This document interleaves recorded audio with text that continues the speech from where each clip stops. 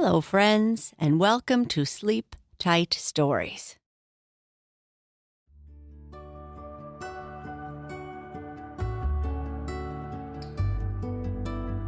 Peter Rabbit is back, and he is wondering why he has never seen Spotty the Turtle's house. He asks Spotty, and Spotty tells him he carries it with him all the time. Peter wonders why, and goes to ask Grandfather Frog. Why Spotty the Turtle carries his house with him. Spotty the Turtle sat on an old log on the bank of the Smiling Pool, taking a sun bath. He had sat that way for the longest time without once moving. Peter Rabbit had seen him when he went by on his way to the Laughing Brook and the Green Forest to look for someone to pass the time of day with.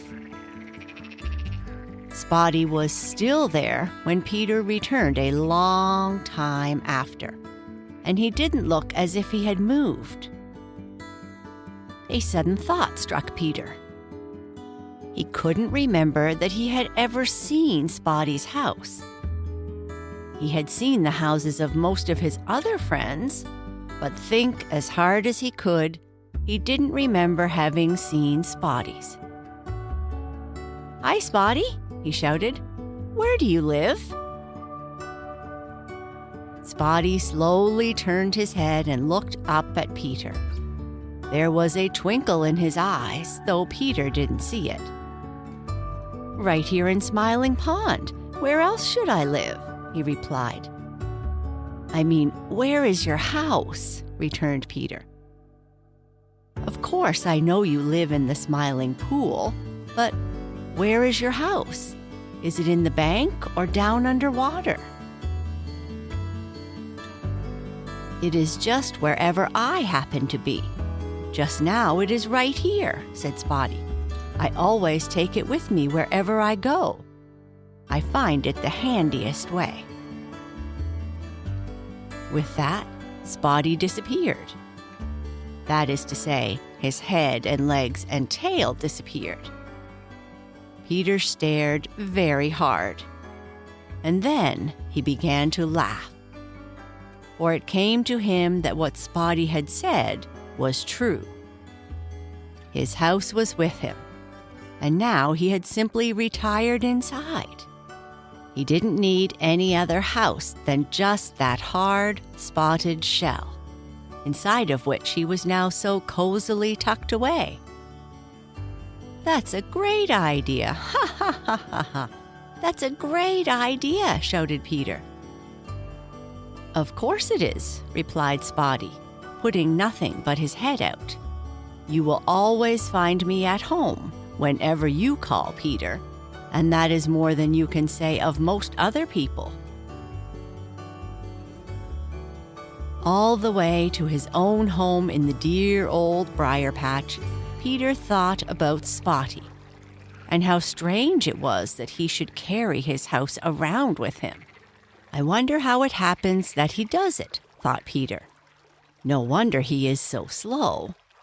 Of course, it is very handy to have his house always with him. As he says, he is always at home. Still, when he is in a hurry to get away from an enemy, it must be very awkward to have to carry his house on his back. Why, how silly of me. He doesn't have to run away at all. All he has got to do is to go inside his house and stay there until the danger is past. I never thought of that before. Why, that is the handiest thing I ever heard of." Now, Peter knew that there must be a good story about Spotty and his house. And you know, Peter dearly loves a good story. So at the first opportunity the next day, he hurried over to the Smiling Pool to ask Grandfather Frog about it.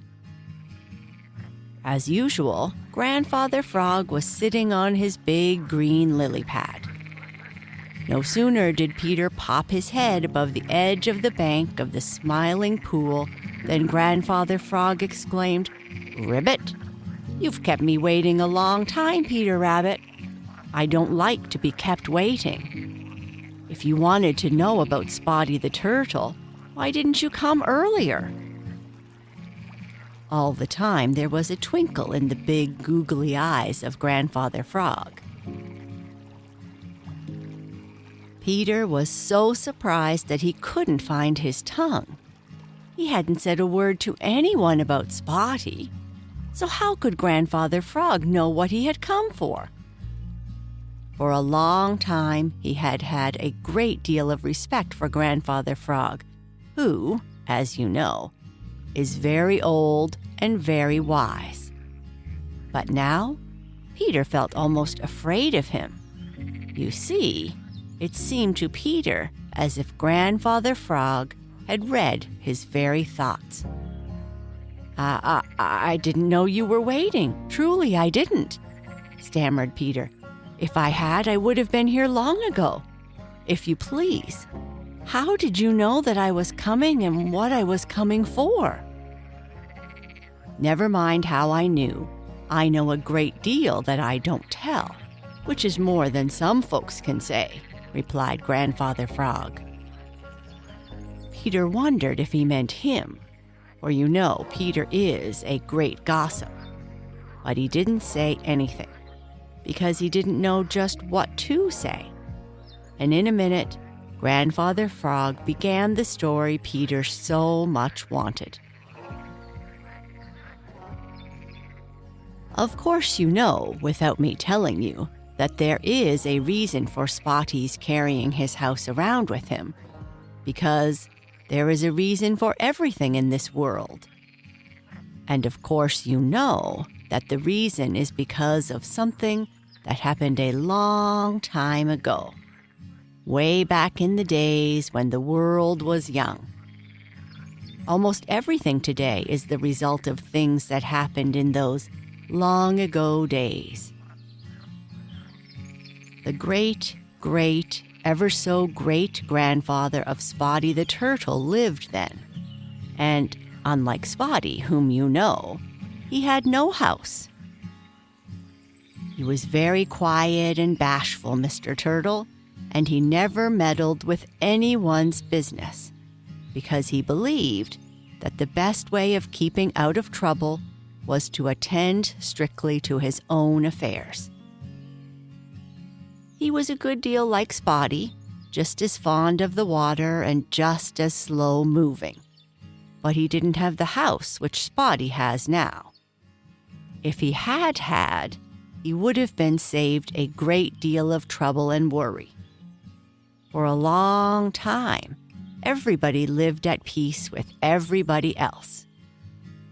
Then came the trying time, of which you already know, when those who lived on the green meadow and in the green forest had the very hardest kind of work to find enough to eat, and were hungry most of the time.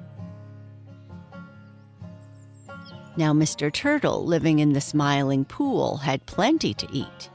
He had nothing to worry about on that score. Everybody who lives in the Smiling Pool knows that it is the best place in the world anyway. Grandfather Frog winked at Jerry Muskrat, who was listening, and Jerry nodded his head.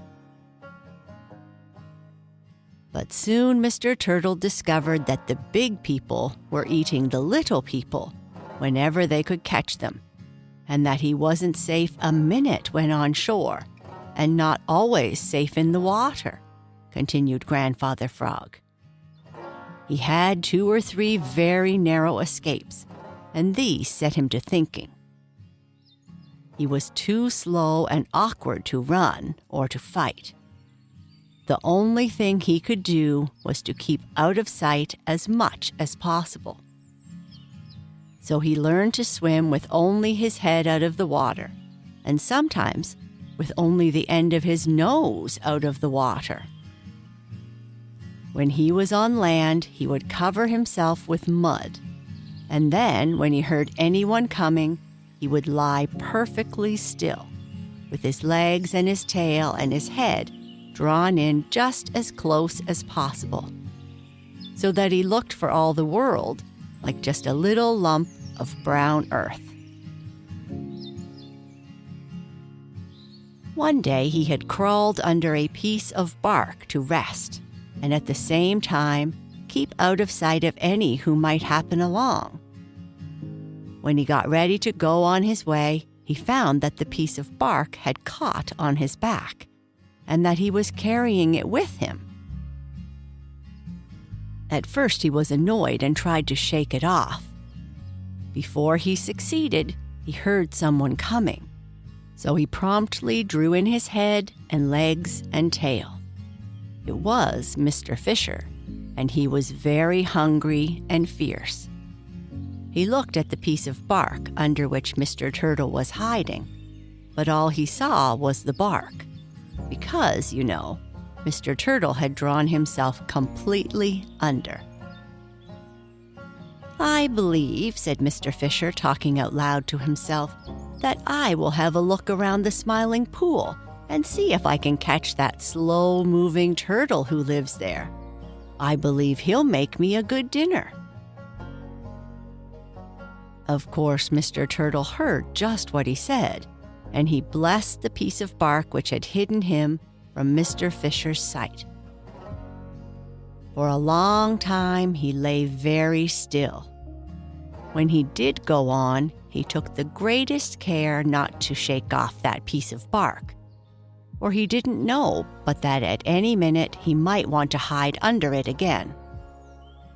At last he reached the Smiling Pool and slipped into the water, leaving the piece of bark on the bank. After that, when he wanted to go on land, he would first make sure that no one was watching. Then he would crawl under the piece of bark and get it on his back. Wherever he went, he carried that piece of bark so as to have it handy to hide under.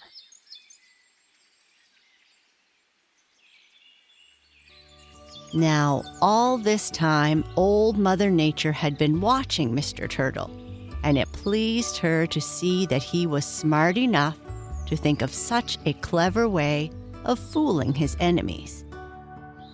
So she began to study how she could help Mr. Turtle. One day she came up behind him just as he sat down to rest. The piece of bark was uncomfortable and scratched his back. "I wish," he said, talking to himself, for he didn't know that anyone else was near, "I wish that I had a house of my own that I could carry on my back all the time and be perfectly safe when I was inside of it."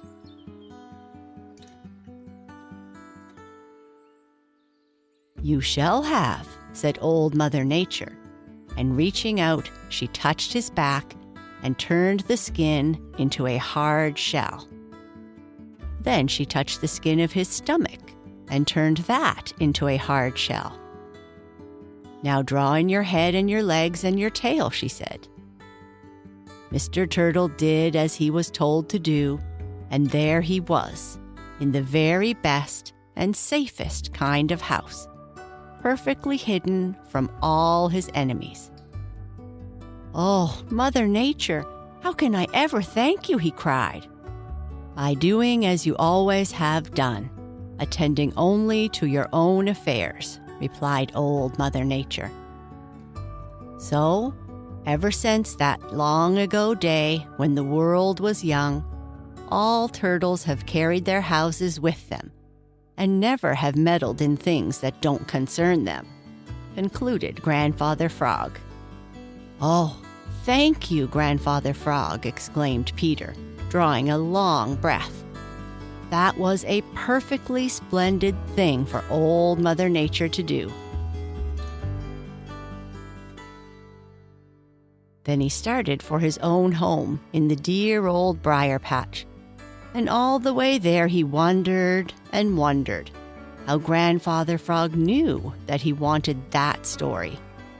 And to this day, he hasn't found out. You see, He didn't notice that Grandfather Frog was listening when he asked Spotty about his house. Of course, Grandfather Frog knows Peter and his curiosity so well that he had guessed right away that Peter would come to him for the story, just as Peter did.